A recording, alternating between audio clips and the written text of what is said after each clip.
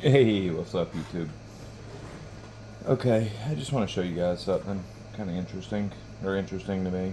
Maybe not to you, who knows. Um, Basically what that is, this is an Atoma 140 plate. I didn't have another spare plate to stick it to, so this was a spare sheet I had, so I just stuck it on one of them DMT cheap plates. Because I go through these 140s like crazy. Because sharpening, I sharpen professionally, so I end up sharpening a lot every day, and all my edges are done freehand. So I go through 140s like crazy. Well, uh, you know, two, sometimes even three a year. Typically around two a year.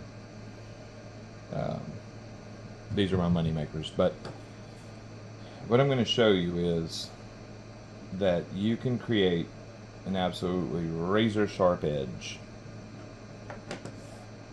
straight off this 140. This is a brand new plate too. It has maybe four sharpenings, five sharpenings maybe. It's a brand new plate.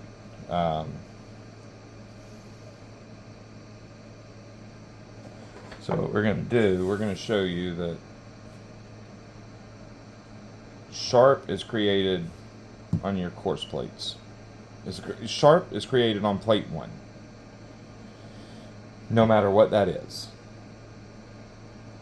That's you create your sharp on plate, on whatever you sharpen on your first stone. Your first stone in your progression. If that's this 140, you create your sharp edge here, not down the progression.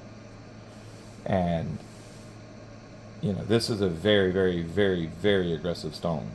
I can't stress very aggressive enough. This sucker will rip some metal off, and that's why I love them so much. But if you're looking for just a shredder of an edge, like say you're cleaning game,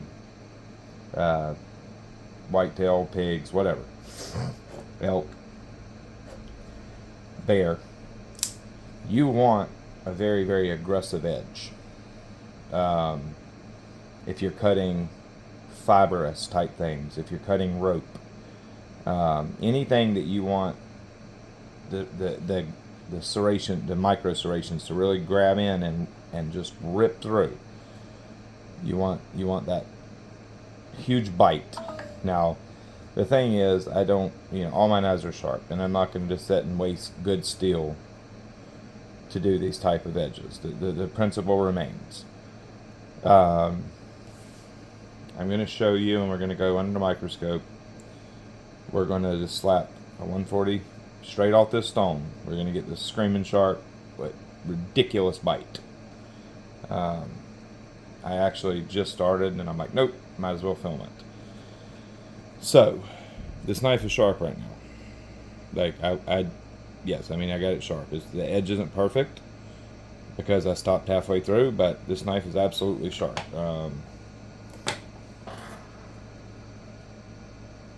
Yeah, we're gonna fix that problem.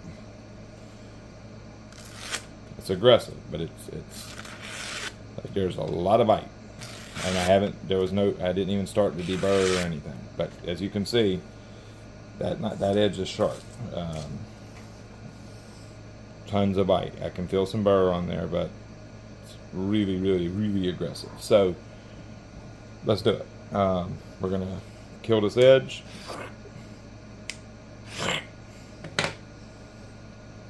Done for.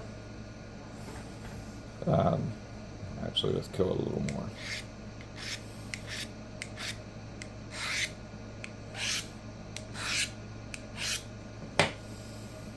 Absolutely dull. That's butter knife. And we're going to set a fresh edge on it, create a fresh apex, deburr, and sharp edge. Sharp, aggressive edge. And on steels like this, that's the type of edge you want anyways.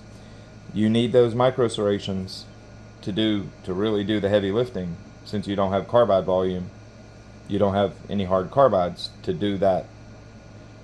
So you need to create the aggression in the edge with tooth pattern, scratch pattern. the tooth, the teeth that are on the edge from the stone itself, the micro serrations that the stone was cutting into the edge. On very steels with no carbide volume, or no hard carbides, this the tooth pattern that the stone cuts in, that is what's doing your cutting. That's, you take this to a high grit, it's going to go dull extremely quickly. It's going to have no bite and going to go dull very, very quickly. Doing this, you're going to get a lot more out of the steel. So let's start.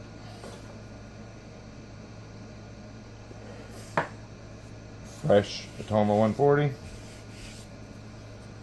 So you're going to hear it. It's probably at around 16 degrees per side. We're just going to reset it there.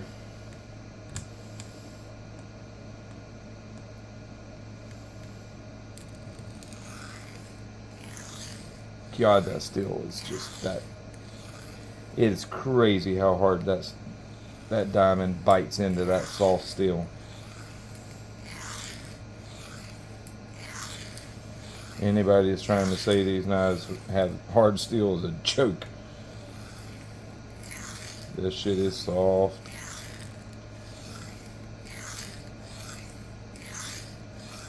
I can feel every diamond biting into that edge. But that's what's cutting my tooth pattern into this edge. And that is what's going to make this edge cut good and do so shit. And do so for a while. See, I hit the stone with my knuckle. Threw me off angle just then. No big deal. Okay, we definitely got a burr. Can y'all see? Yes, can.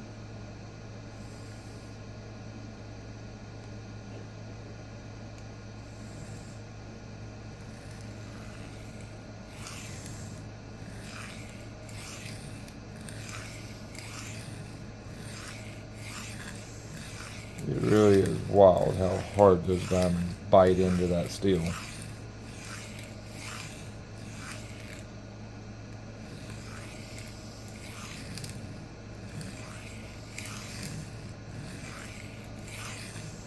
I'm using very light pressure.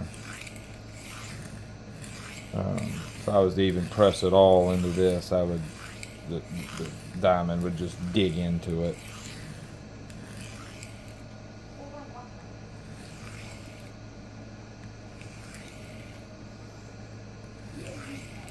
Okay. Got a nice heavy burr. We're going to go ahead and knock that burr loose. And how I'm going to do it, because of the aggression of this stone, I'm actually not even going to make no fatiguing passes, because it's really kind of pointless, because the stone's so aggressive that it's just going to, well, it's basically just going to, I hate to say rip or tear the burr away, because that's something that I tell people don't do. Don't tear your burr off. But in this case, it's going to do that.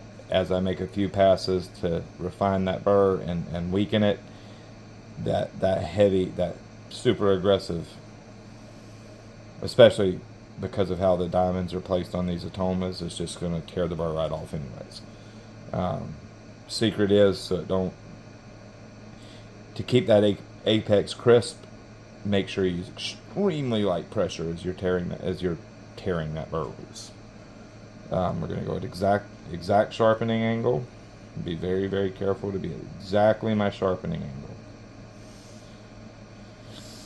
Very light passes, because right now I just want to basically start to weaken that burr and let the diamonds break pieces off as it's going across it.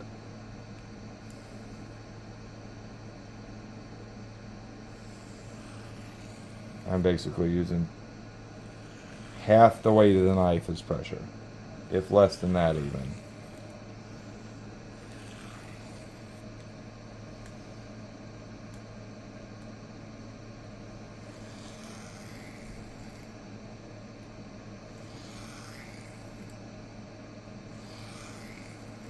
I can actually hear the burr breaking loose, little pieces of burr breaking loose.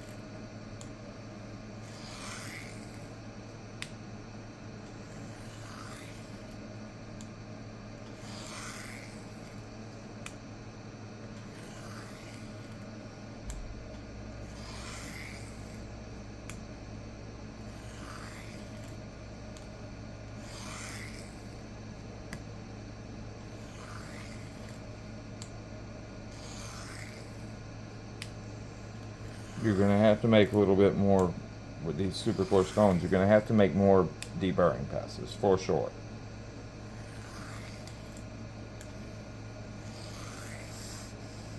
And you want to use so little pressure or else you'll just basically form another burr.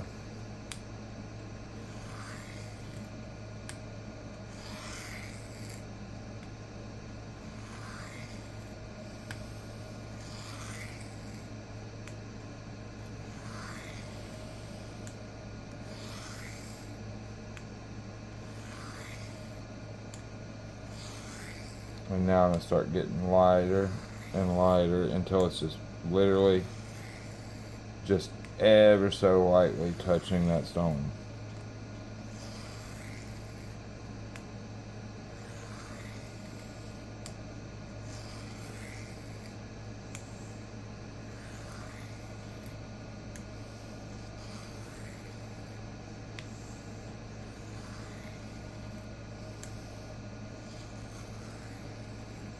Okay, now we should be pretty clean of burr.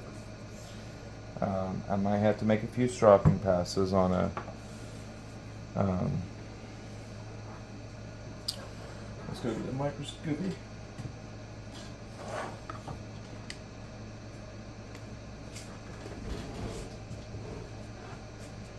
I really need some dull knives, so I got knives to sharpen to show, you know, to do these videos with, instead of just burning up the steels. Cause I hate sharpening. I really despise sharpening these crappy steels, but same token, I'm not going to use, you know, nice knives that are already sharp and just wasting steel. I'm not going to do that. Like, you know, I pay for these knives. These knives aren't given to me like they are bigger YouTubers, and you know, I can't do that. Just waste money like that. Okay. As you can see, there's some itty bitty. Well, let me wipe this edge off with my fingers. Okay. There's probably going to be some teeny little burr fragments.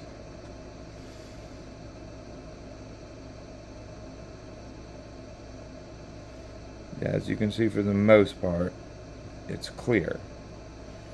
It is deburred, and there'll be a lot of people to tell you you can't deburr on such an aggressive stone. Well, if you have the skill, you can. You just have to know what you're doing. Simple as that.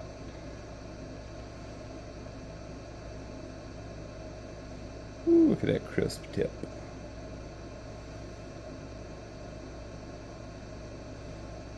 When you freehand and you do a good job, that's what your tip should look like. A crisp point. No rounding. Okay. Now here we can see a little more. You can see some burr fragments here. Not much though, a little bit. They are just teeny fragments though. I could literally strop on the palm of my hand probably and get those off. See, like right there's one. Right there. That little hair looking thing, this little piece of burr. But for the most part, we have a nice super toothy apex, crisp apex. There's a little burr fragment.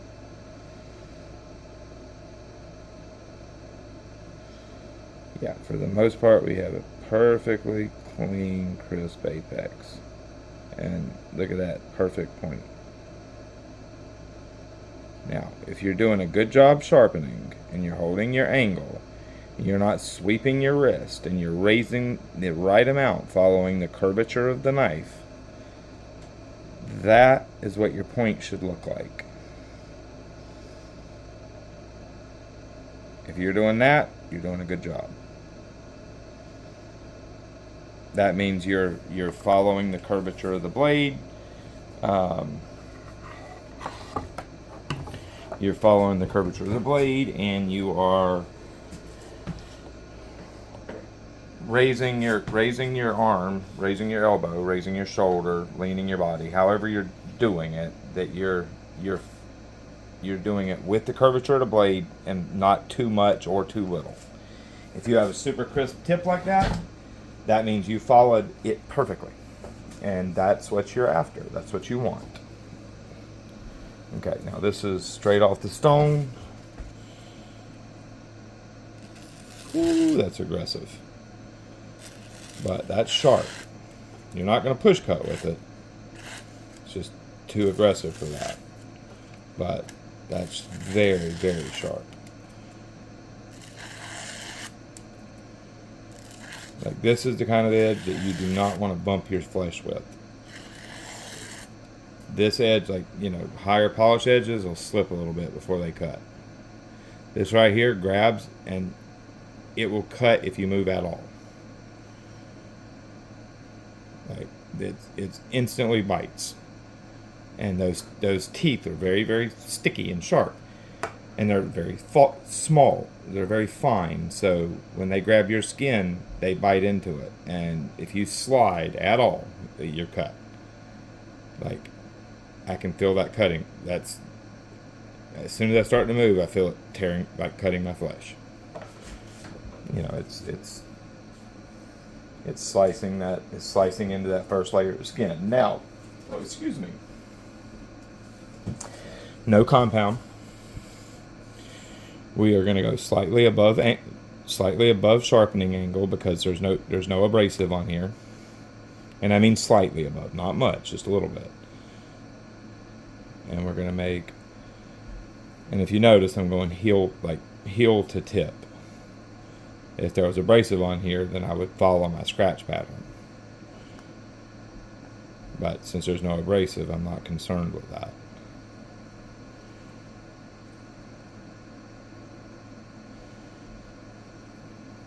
This right now, all I'm doing, those burr fragments are basically loose.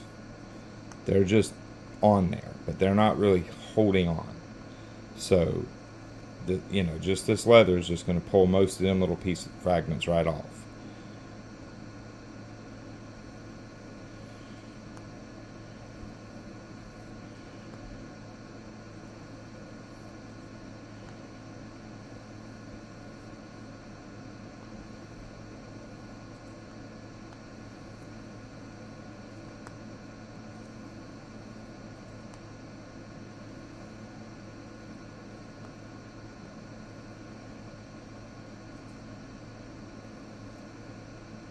Okay, now there should be no little burr fragments remaining, so it should just cut very, very cleanly. So you're going to feel the teeth from the aggression, but exactly, yes. So you can hear the aggression.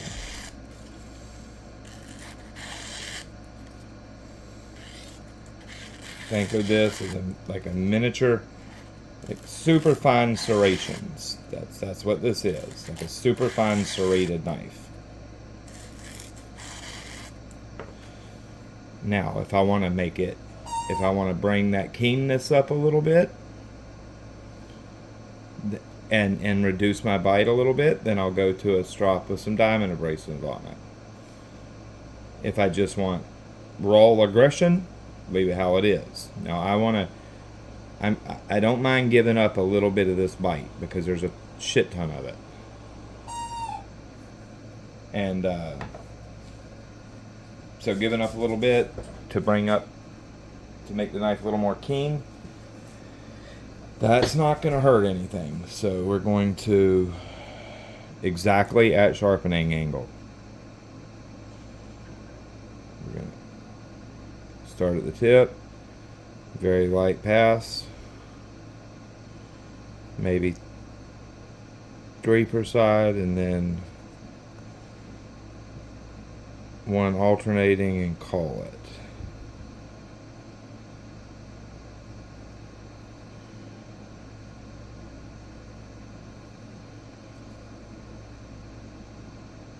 Remember, not above sharpening angle. You want either right at it or slightly below it. One more.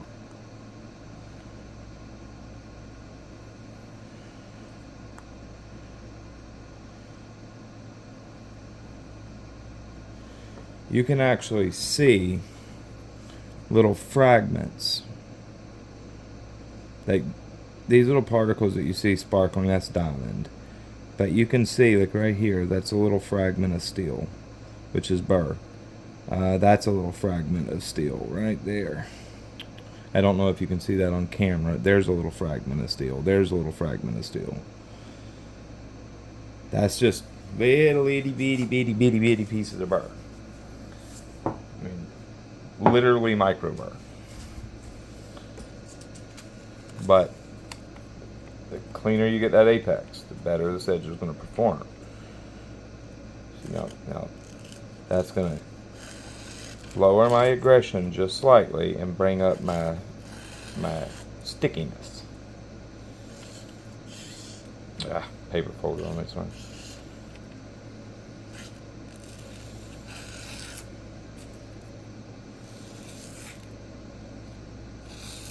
Let me get a new piece of paper.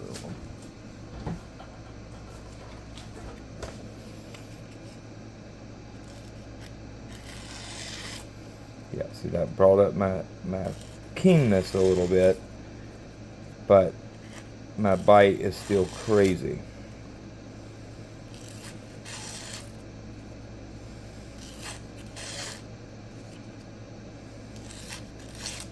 Damn it. There's so much bite that it's insane, as you would expect.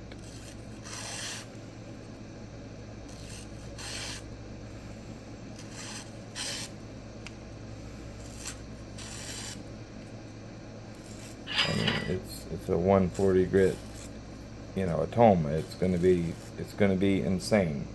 Like, this should slice paper towels quite nicely, just because it's crazy aggressive.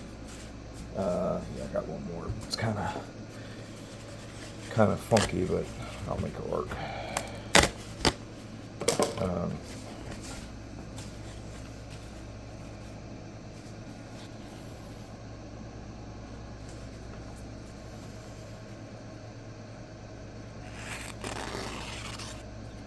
See, you can hear the aggression, but it's cutting, not tearing. Like, that's a brutal edge.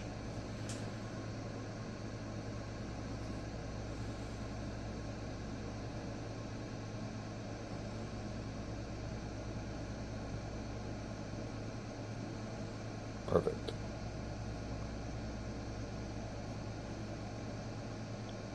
God, that's aggressive. I'm touching that literally as light as I can, and as soon as I move, I can feel it start to cut me. Anyways, you can definitely use extremely coarse edges. If that's what the situation calls for. if you know what you're doing, you take your time, you can absolutely create very, very sharp, very usable, super coarse edges. And I don't mean, a lot of people consider 320, 400 coarse. And it's not. I don't consider, to me, a coarse edge is 220 and less. Like, for example, a Shepton, let's say a Shepton Glass 220 HR. That's a nice coarse edge. Or a, 180, 140, 120. Like that. Hell, a Veneve F80. That's what I would consider the F80 a coarse edge. F100 I would not consider a coarse edge. Because I'm talking not just aggressive, but extremely aggressive. It's annoying that as much as it's known, as much as it's talked about, it's annoying that companies, and I mean, I get it. I'm not really speaking of this knife here. It's a $5 knife. Who cares? But so many companies still don't know how to do a plunge grind. And you get this. See that smile? It's so annoying. Like, it's annoying to buy a nice knife and have a very poorly done plunge, and after one sharpening, hell, sometimes from the factory, and you've got a smile. The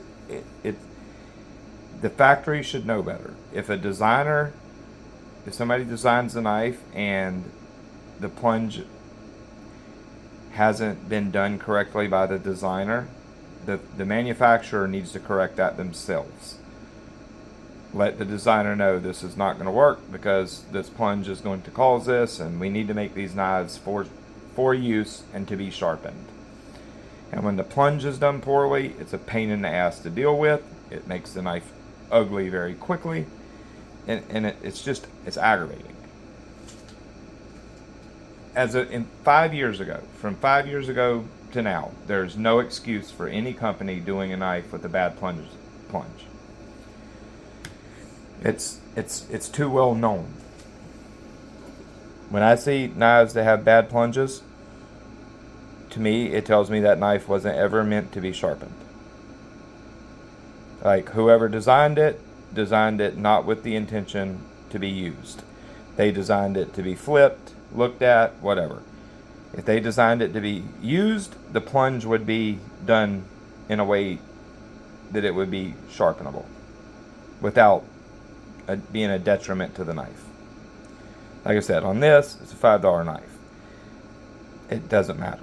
But when it's even a $30 knife, these brands know this. The designers know it. It's unacceptable. Like, creating a plunge like that, that's unacceptable. Anyhow, enough of a rant. But there's your edge. Look at that pretty tip. That tells you did your job. Look how consistent the bevel is. That tells you did your job. Consistent from side to side. Sorry, I didn't mean to hit the camera. That tells you did your job. And most importantly, that bite tells you did your job. So don't let people tell you that you can't create an extremely coarse edge that still cuts and performs good, and that you can't deburr an extremely coarse edge. You absolutely can, and you can do it on that very coarse stone. You don't need to go from this to a ceramic, and then when you do that, you're going to immediately reduce the aggression of the edge. If you want that all-out aggression, you do it. You sharpen it on this coarse stone, you finish it on this coarse stone, you deburr it on this coarse stone. Then you take it to a piece of leather with no compound on it, knock any of that micro burr off, and then if you want crazy stupid amounts of aggression, then use it as is. If you want to bring up the keenness a little bit, at the expense of a little bit of the aggression. Make a couple passes on, 5 or 9 micron, and only a couple at exactly that sharpening angle. That's going to bring up the stickiness a little bit, but going to reduce the bite very, very little. In my opinion, for most things that I do, except for like this cuts cardboard, this edge would cut cardboard well too, but for most things that I do at work, around the homestead, out and about, when I'm hunting, whatever the case, these very, very aggressive edges perform so much better than edges that have less aggression and more keenness. Like, in my day-to-day duties, this edge right here would do far, far better for me than like a 600 or a 1000 on this knife. I would, a 600 or a 1000 or even worse, the higher you go, would literally be blunt and just slick and not cutting at all within the first hour of the day for me. However, with this very aggressive, very, very toothy edge, I probably could get through half a day on this edge, without no touch-ups. Because even once that keenness is completely gone, and the edge doesn't feel sharp at all, you have those micro serrations ripping and tearing whatever you're trying to cut, and it just slides through it, because you got those micro serrations doing the work. I've said it many times, steels like this don't give you much. You cannot expect much performance out of these, but with the right edge, done well, and the right finish, you can actually get quite a bit more performance out of these than you would think. Yes, this is garbage steel, no doubt about it. I can go to work, I could put a 3000 grit edge on this, and within the first, I'd say realistically the first hour of the day of opening up plastic banding straps and cutting them and cutting, breaking down heavy boxes, that edge would be gone definitely within an hour. And forget about it, out on the homestead where I'm really working the knife. Forget about it. However, with this nice aggressive edge that has, that has the tooth structure to bite and dig in and shred through whatever I'm cutting, it's going to make my job easier, is where I would have a dull knife within 30 minutes to an hour with a 3000 grit edge on this. With this edge right here, I would easily, it would get me to half a day for sure, before the aggression can't make up for the bluntness, if that makes sense. When say 3000 grit, as soon as that apex starts to blunt, which is going to do extremely quickly, there's nothing to do the cutting for you anymore. And at that point, you're just, geometry is the only thing doing the cutting. And once it blunts, guess what? It's not gonna pass through material anymore, because you have a blunted tip. The tip, the apex, the tip of that apex. That's like saying tip, but you understand what I'm saying. The very peak of that apex, as soon as it starts to blunt and thicken, it's going to stop passing through materials at those higher grits. However, with these very coarse edges, as those teeth blunt, they're still able to grab and tear. And it's going to have to get far more blunt before those teeth aren't able to no longer bite and tear their way through what you're trying to cut.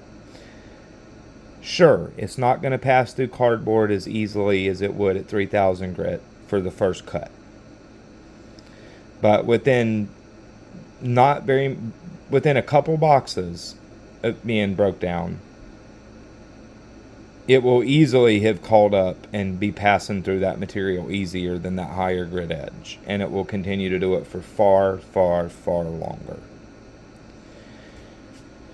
That is especially true on these types of steels.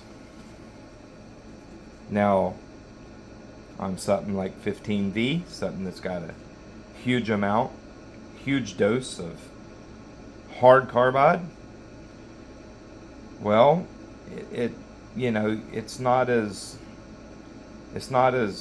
cut and dry. There's some nuance there, but with these steels that are, just very simple alloys, little to no hard carbide, no hard carbide.